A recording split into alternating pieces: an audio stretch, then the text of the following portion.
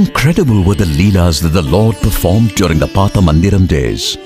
Not many had the good fortune of seeing them, but among the blessed few who did, some have recorded for posterity what they saw. One such is Mrs. Vijaya Kumari, who at the time she witnessed these incredible Leelas of God was a young girl.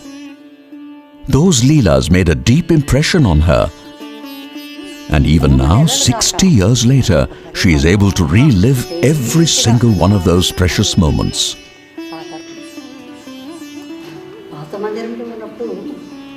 One day in 1946, we were all seated around Swami in the Patha Mandiram. There was a huge pile of tulsi leaves, and Swami asked us to make garlands with them. In fact, he himself started making a garland. That was the first time we saw him make a garland, and the speed with which he worked was amazing. All of a sudden, Swami said, "Listen, Ganga Mata is coming. Get up and let us all go and see her." Although Swami got up and moved forward, we did not believe what he said. We just covered our mouths and started laughing. Where is Ganga and where is Puttaparthi? Thinking thus, we continued to sit and didn't budge. But when Swami started to go quickly towards the main gate, we immediately followed. Swami went out of the main gate and stood there. Stretching his hands wide on either side, he said, "Nobody should cross this limit. All of you must stand behind." We did as told, wondering, "Swami, where is the Ganga you were talking about?" Just then Swami said in an excited voice, "Look there, she's coming."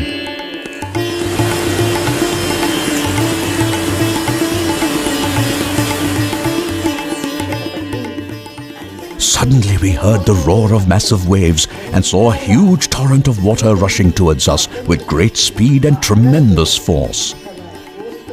Scared to death, we feared that we would all be drowned by this deluge.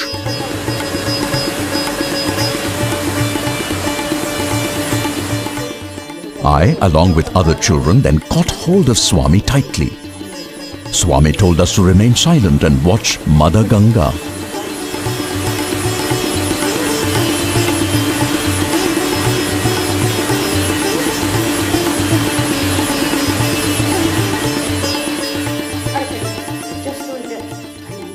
As the water approached us, Swami stretched forth both his hands in a gesture of benediction.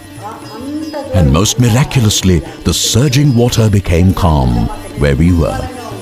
But beyond that area, the water was still roaring and turbulent.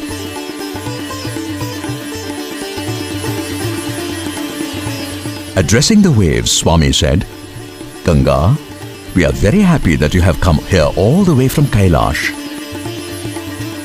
Turning to us, he said, "Mother Ganga has come all the way from Kailash and you are not even doing puja? Run and get kumkum, turmeric, flowers and some coconuts and perform puja." We rushed inside, brought with us all the required articles and did the puja as instructed. Swami himself broke the coconuts and offering them to the river before us said, "Ganga Mata, we are so happy that you could come here." He then blessed her and asked her to return. Even as he was instructing her, she vanished completely. She was gone as mysteriously as she came.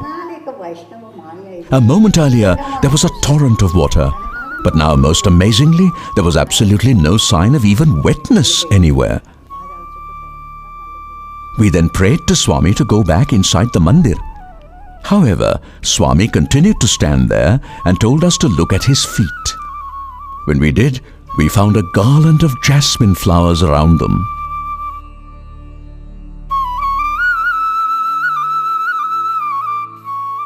The surprising part was that each flower was as big as a ball. The fragrance was superb and the garland was very well made. Swami asked us to pick up the garland and hand it over to him, telling us that these flowers were from Kailash, which was why they were so big. Swami then removed the flowers one by one and distributed them. Our family also got a flower, and we kept it safely until the flower gradually dried up.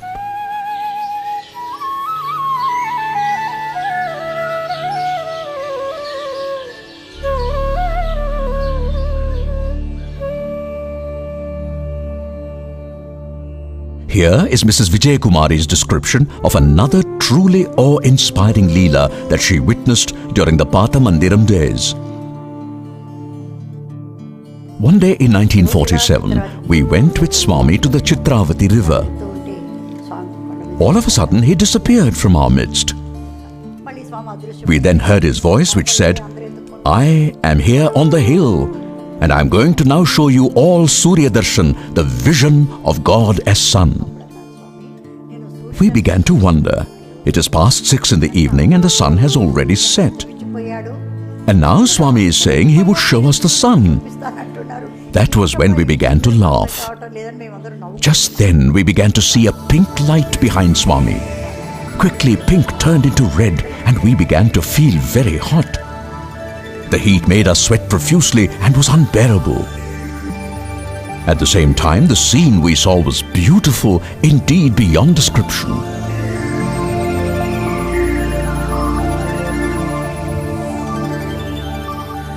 Finding the heat unbearable, we loudly complained, "Swami, it is too hot." He replied, "Is that so?"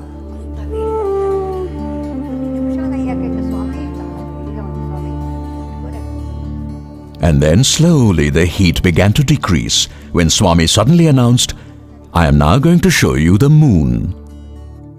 Even as he uttered those words, the sky behind him gradually began to turn silvery white, and the air started to cool rapidly.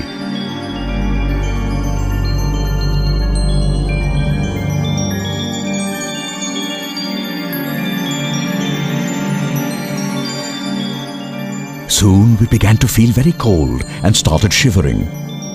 Our teeth began to chatter and we screamed, "Swami, it is too cold!" Taking pity on us, Swami made the chill disappear, after which he said, "I am now going to show all of you the third eye. Watch carefully and don't look here and there." As we stood there watching his full form, we suddenly saw only his face, huge in size, filling the entire sky. Even as we were watching all this with awe and wonder, an orifice appeared in between his eyebrows, from which flew giant sparks and huge flames.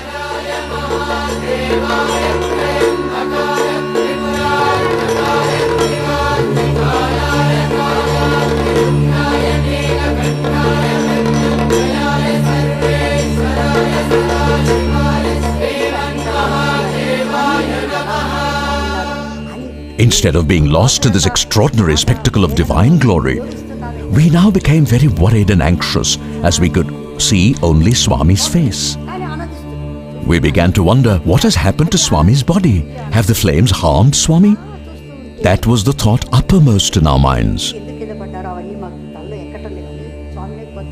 Meanwhile, many people fell down and some even fainted, but I did not realize it then. Suddenly, in a flash, the entire spectacle came to an abrupt end. The sky was back to normal as if nothing had ever happened, while Swami was with us on the Chitravati sands. He then asked why some people had fallen down. We said that we did not know the reason.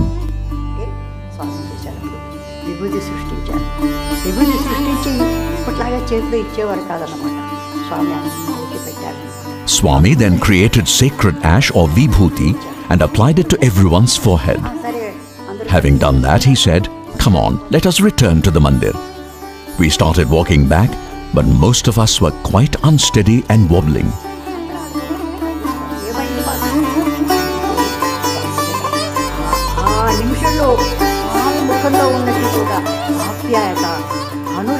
Back in the mandir, with much love, Swami said, "Today I have granted you the blessing of Trinetra Darshan, the vision of the third eye, for which you all have been pining in many previous births.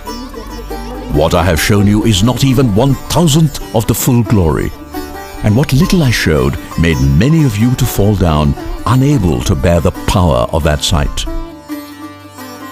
That was when some kind of normalcy started returning amongst us.